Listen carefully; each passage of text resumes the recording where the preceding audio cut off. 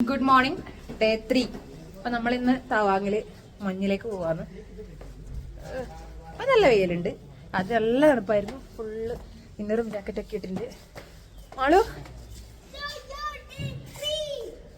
അപ്പൊ നമ്മള് പോയിട്ട് അവിടുന്ന് കാണാം. നമ്മളിതാ മേലെ എത്തി.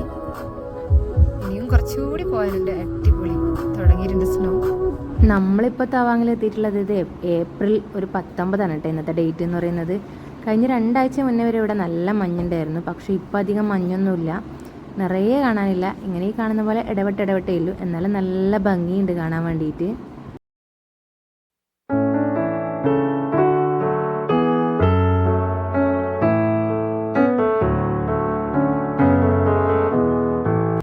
നമ്മൾ ബുംലയിലെത്തി. നമ്മൾ ഇന്ത്യ ചൈന ബോർഡറിലാണ് ഇപ്പോൾ നിൽക്കുന്നുള്ളത്. ഇവിടെ ക്യാമറയും വീഡിയോ ഒന്നും അല്ല, ഇവിടെ അല്ല, ഇതിനപ്പുറത്തേക്ക്.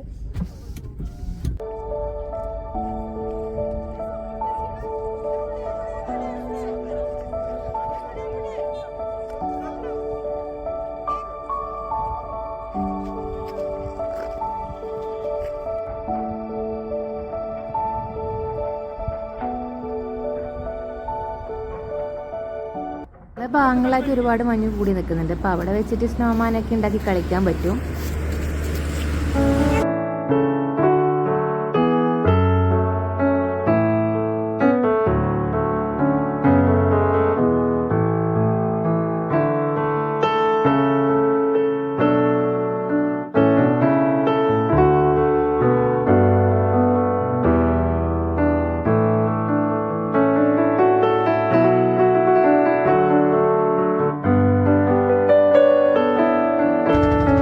ഇവിടെ ഒരു ലേക്കാണുള്ളത്.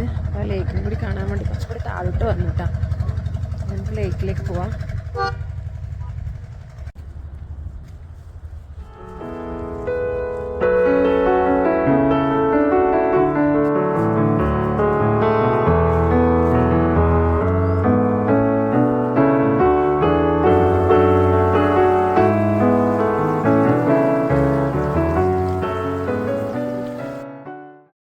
ലേക്കിൻ്റെ സൈഡിലായിട്ട് ചെറിയൊരു അരുവി പോലെ ഒഴുകുന്നുണ്ട്. ലേക്കിലേക്ക് വന്ന് യോജിക്കുകയാണ് ഈ വെള്ളം.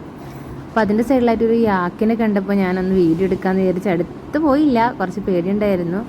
അപ്പോൾ അത് മുന്നോട്ട് ഇങ്ങനെ വരുന്നുണ്ട്.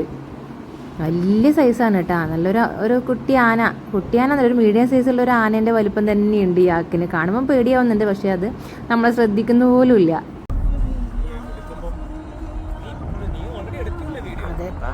മഞ്ഞിന്ന് താഴോട്ട് ഇറങ്ങി ഇത് നമ്മൾ മൊണസ്ട്രിയിലേക്ക് പോവാണ്. മൊണാസ്ട്രി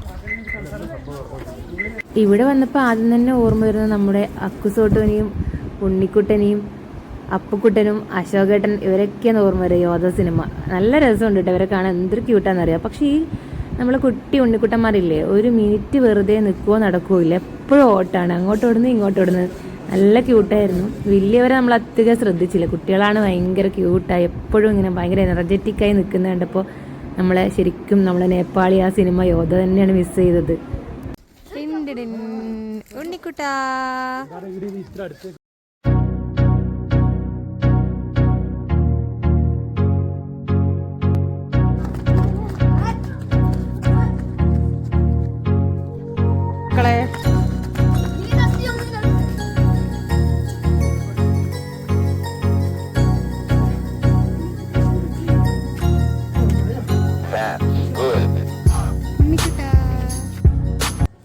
തവാങ്ങിലെ ഈ മൊണസ്ട്രിക്ക് ഒരു പ്രത്യേകതയുണ്ട്. ഈ മൊണസ്ട്രിയാണ് ഇന്ത്യയിലെ ഏറ്റവും ലാർജസ്റ്റും അതുപോലെ തന്നെ ഏഷ്യയിലെ 2nd ലാർജസ്റ്റും നമ്പറിൽ വരുന്ന ഒരു മൊണസ്ട്രിയാണിത്.